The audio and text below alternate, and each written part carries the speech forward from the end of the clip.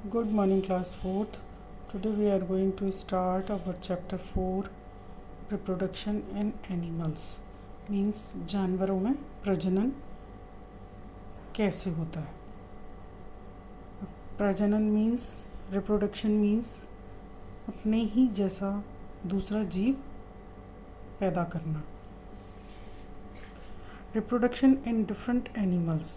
Reproduction अलग अलग जानवरों में कैसे होता है. All living things live for a certain period of time and then die. सभी लिविंग थिंग्स जो हैं, सभी जीवित प्राणी जो हैं, वो एक निश्चित समय के लिए जीते हैं और उसके बाद मर जाते हैं. The period of time for which a living organism lives is called its life span. और वो टाइम पीरियड जितना कि एक लिविंग ऑर्गेनिज्म अपनी लाइफ जीता है उसे उसका जीवन काल कहते हैं. लाइफ स्पैन मीन्स जीवन काल कहते हैं. To ensure the continuity of life, ये जीवन की निरंतरता को सुनिश्चित करने के लिए the living things must produce more of their own kind before they die.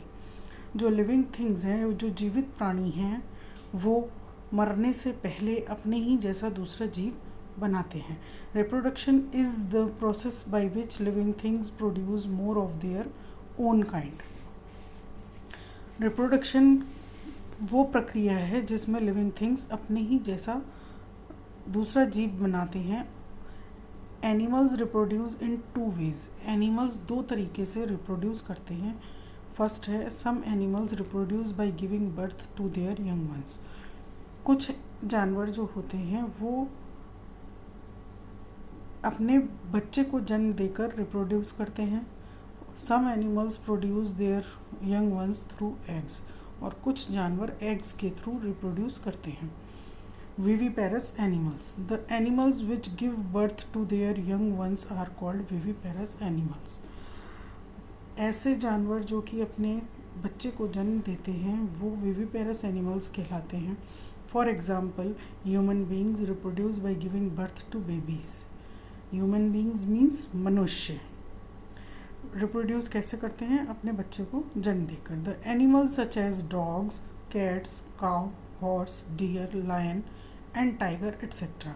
और जानवरों में जैसे कि dog, cat, cow, horse, deer, lion and tiger, ये भी also reproduce by giving birth to their young ones. ये भी अपने यंग वंस को बर्थ देकर रिप्रोड्यूस करते हैं. The young babies of these animals feed on their mothers milk till they learn to eat other food. ये जो young babies होते हैं वो जब तक कि दूसरा और खाना नहीं सीखते तब तक ये अपनी माँ के दूध पर जीवित रहते हैं. Such animals are called mammals. ऐसे एनिमल्स को मैमल्स कहते हैं. They guard their babies and keep them clean. ये अपने बच्चों का देखभाल करते हैं और उनको साफ सुथरा भी रखते हैं. They look after them until they are old enough to look after themselves. ये तब तक अपने बच्चों की देखभाल करते हैं जब तक कि वो खुद अपनी देखभाल करने लायक ना हो जाए. Human beings are also mammals. Human beings भी मैमल्स हैं. Oviparous animals. The animals which give birth to their young ones through eggs are called oviparous animals. ऐसे एनिमल्स जो कि एग्स के थ्रू अपने बेबी को बर्थ देते हैं वो ओविपेरस एनिमल्स कहलाते हैं. Birds, fishes, insects, frogs, snakes, lizards, turtles, alligators and crocodiles are animals that lay eggs. ये जो एनिमल्स हैं ये सभी एनिमल्स एग देते हैं. When these eggs are hatched, young ones come out of these eggs. और जब इनके ये अंडे टूटते हैं तो उसमें से इनका यंग वन बाहर निकलता है. इनका बच्चा या बेबी बाहर निकलता है. According to their habitat we can divide oviparous animals into 3 categories. इनके प्राकृतिक निवास के आधार पर इनको ओविपेरस एनिमल्स को हम 3 कैटेगरीज में डिवाइड कर सकते हैं. फर्स्ट है एरियल ओविपेरस एनिमल्स, जैसे कि बर्ड्स। एरियल मीन्स जो उड़ सकते हैं। सेकेंड है terrestrial oviparous animals, for example insects, snakes, lizards, turtles and crocodiles. Terrestrial and oviparous animals means जो कि ज़मीन पर रहते हैं। और थर्ड है aquatic oviparous animals, for example fishes, frogs. Aquatic means जो पानी में रहते हैं। Let us see how these animals reproduce. आगे ये बताया जा रहा है कि कैसे ये एनिमल्स रिप्रोड्यूस मीन्स प्रजनन करते हैं। फर्स्ट है एरियल ओविपेरस एनिमल्स, इसमें है birds. The birds such as hen, pigeon, sparrow, crow, parrot, duck and ostrich etcetera lay eggs. ये सभी बर्ड्स जो हैं एग्स ले करते हैं। They bear their young in hard shelled eggs which hatch after some time. और ये जो birds होते हैं ये अपने यंग को एक हार्ड शेल वाले एग के अंदर बियर करते हैं, और जब ये एग टूटता है कुछ टाइम बाद। Adult birds sit on the eggs for a few days to keep them warm till they hatch। और जो एडल्ट बर्ड होती है जब तक कि अंडा नहीं टूटता तब तक वो कुछ दिनों के लिए उस अंडे के ऊपर बैठती है उसको गर्म रखने के लिए। This process is known as incubation, और इस प्रोसेस को हम कहते हैं incubation. Parts of an egg. Egg के कौन कौन से पार्ट्स होते हैं? An egg has the following parts: shell, albumin, yolk, air cell. जो शेल होता है वो कैल्शियम कार्बोनेट का बना होता है और उसमें छोटे छोटे छिद्र होते हैं जिसके अंदर से हवा और नमी बेबी बर्ड तक जाती है, और वो होता है शेल, ये आउटर कवरिंग जो होती है। इसके बाद है एल्ब्यूमिन। एल्ब्यूमिन होता है एग का वाइट पार्ट जिसमें वाटर और प्रोटीन रहता है। और थर्ड होता है योक। येलो पार्ट होता है एग का, उसे योक कहते हैं, जिसके अंदर और ज़्यादा प्रोटीन होता है, फैट होता है, विटामिन होता है और मिनरल्स होता है। और फोर्थ पार्ट होता है एयर सेल।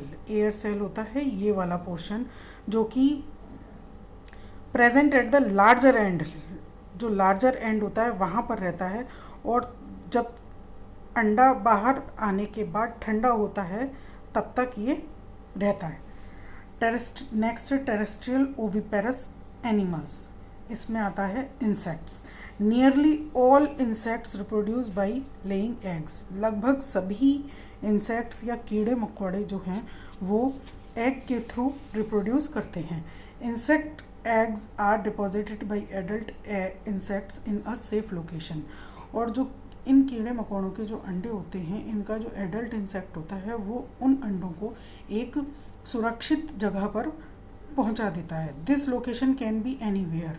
और ये जो लोकेशन है ये कहीं भी हो सकती है, जैसे कि वुड मीन्स लकड़ी में, पत्तियों में, डर्ट मीन्स कूड़े करकट में या धूल मिट्टी में, वाटर पानी में, even bodies of human beings की बॉडीज़ में भी रख सकता है, एंड अदर एनिमल्स, और दूसरे एनिमल्स के अंदर भी पहुंचा सकता है।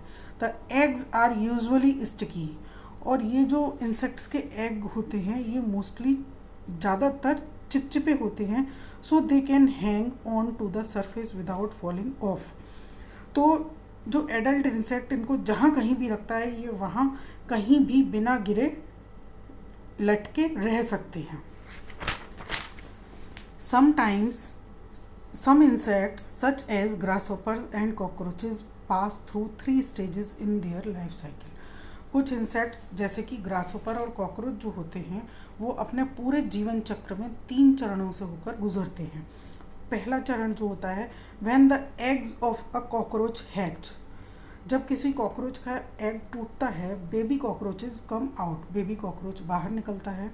दे आर कॉल्ड निम्फ, इसको निम्फ कहते हैं।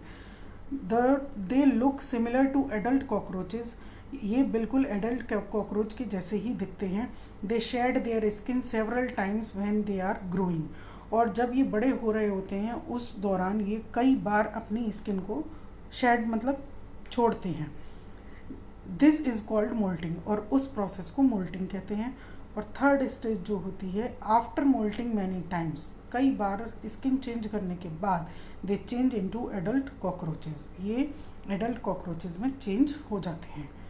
ये एग होता है कॉकरोच का।